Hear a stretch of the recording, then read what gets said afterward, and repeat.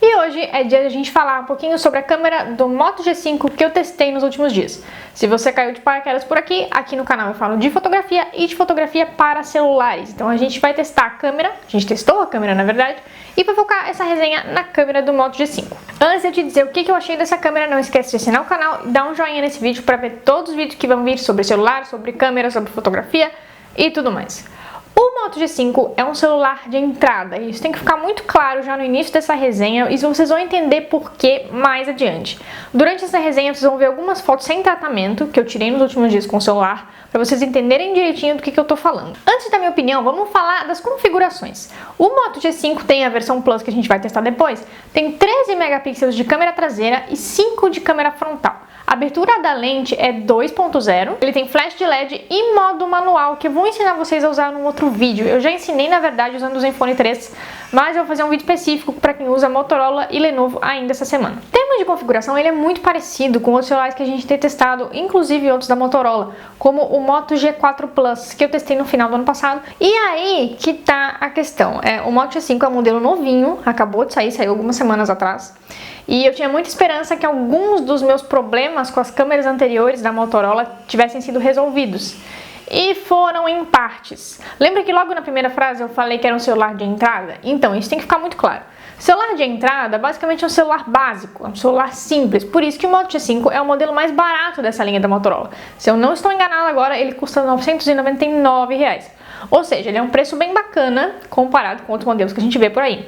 Só que a gente tem que ser muito realista quanto a algumas coisas. A gente não pode querer um celular baratinho com uma câmera foda. Ai, Lu, então você odiou a câmera do Moto G5? Não, eu não odiei a câmera do Moto G5. Eu só tô querendo dizer que é uma câmera boa, e vocês vão ver os detalhes já já, mas é uma câmera básica. Pontos positivos, coisas que eu acho que melhoraram em relação aos outros modelos da moto e que são legais nesse modelo do G5. Primeiro, o foco tá bem mais rápido. O Moto G4 eu tinha um problema com o foco dele, que era bem devagar, eu dei uma reclamada na resenha, deu uma melhorada boa. Eu até gravei na tela, vocês devem estar vendo em algum lugar aqui, um testezinho de foco que eu fiz aqui na prateleira mesmo, focando nessa prateleira. Vocês podem ver que eu vou clicando nos lugares da tela e o foco vai alterando rapidinho. Ele deu uma boa melhorada no foco.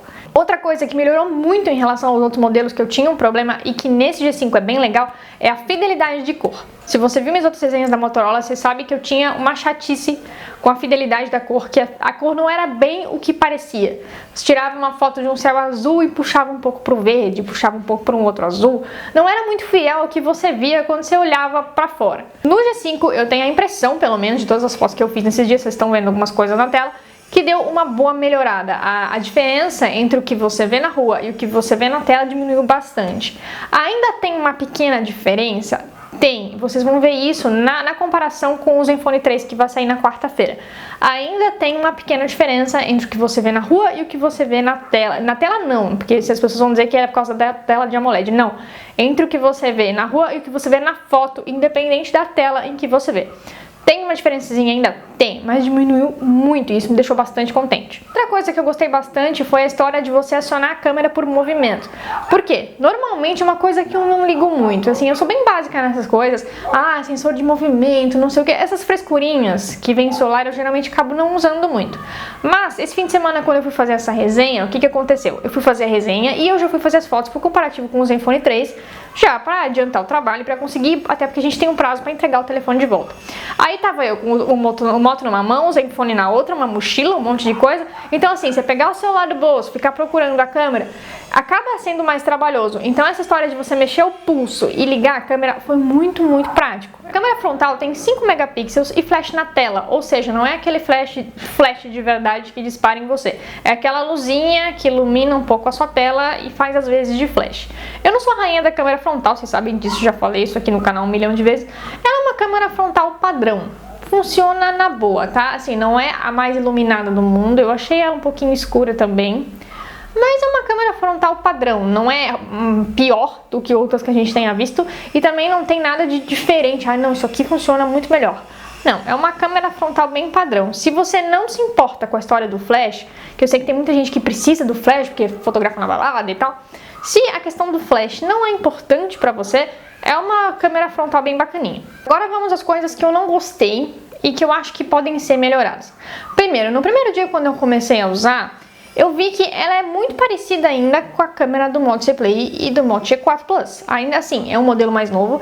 Eu sei que o Moto Z e o Moto G são linhas completamente diferentes em termos de telefone, eu sei que é para ser bem diferente, mas a câmera ainda é muito parecida mesmo. Eu até peguei as minhas fotos dos testes do Z Play e do Moto G4 para olhar, para ter certeza de que eu não estava meio confusa. E não, a câmera é realmente parecida. Inclusive, os problemas são ainda os mesmos. As mesmas coisas que eu reclamei dos dois modelos anteriores é o que eu vou reclamar agora. Primeira coisa, nas áreas escuras ele ainda tem um pouco de problema. Se você viu as minhas resenhas anteriores, você sabe que eu falei que nas áreas onde tem muito preto, nas fotos, vocês estão vendo alguma coisa na tela, ele fica um pouco embaçado, a nitidez se perde um pouco.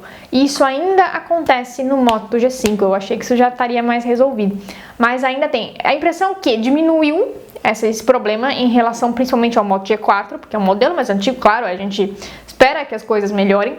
Mas as áreas escuras da imagem ainda tem uns probleminhas de nitidez. Principalmente se você vai no computador e tenta ampliar a imagem, você consegue ver com muita clareza que fica meio embaçado. E isso é meio ruim, principalmente na hora de editar. Quando eu ponho essas fotos no computador, no Photoshop, eu tenho muita dificuldade com as áreas escuras porque elas ficam distorcidas.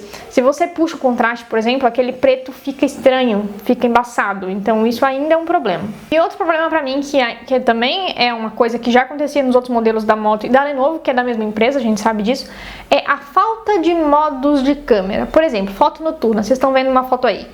É uma foto ok de foto noturna, uma foto bastante razoável. Mas por quê? Os modelos da Motorola e da Lenovo não tem nenhuma configuração específica para foto noturna ou para lugares mais escuros, como por exemplo o Zenfone tem.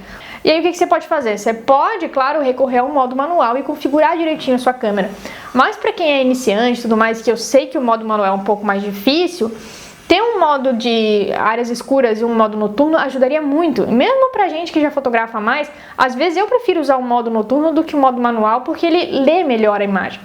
E não ter isso é uma coisa um pouco chata que eu acho que eles podem melhorar. Aqui vem uma questão. Eu sou bem detalhista e eu faço comparativos, né, gente? Então, pra mim, é inevitável comparar um celular com o outro, porque esse é meu trabalho, eu tô aqui comparando. Se você tem só um celular e você só usa aquela câmera, você não tem muito nível de comparação. Então, talvez essas coisas que me incomodaram não te incomodem tanto. Eu sempre falo isso, gente. Duas coisas. Minha opinião não é verdade universal, não é porque eu disse que é 100% correto e todo o resto tá errado. É a minha opinião como usuária. Eu tô usando alguns dias essa câmera, então são as coisas boas e as coisas ruins. E aquela questão da comparação. Se você usa só ela no dia a dia e você não tem outra coisa para comparar, talvez esses pequenos problemas que eu encontro das áreas escuras, por exemplo, e tal, não te incomodem tanto. A questão é, pelo que o celular custa, a câmera é bacana. Tá, a verdade é essa. É um celular que custa R$999, você tem uma abertura bacana, um número de megapixel bacana, apesar de que megapixel não faz milagre, tem um vídeo aqui em cima te explicando. A câmera frontal funciona bem, tem 5 megapixels, é mais ou menos o padrão que a gente encontra e ela faz fotos ok. Se você não se incomoda com esses pequenos detalhes, eu acho que acaba compensando.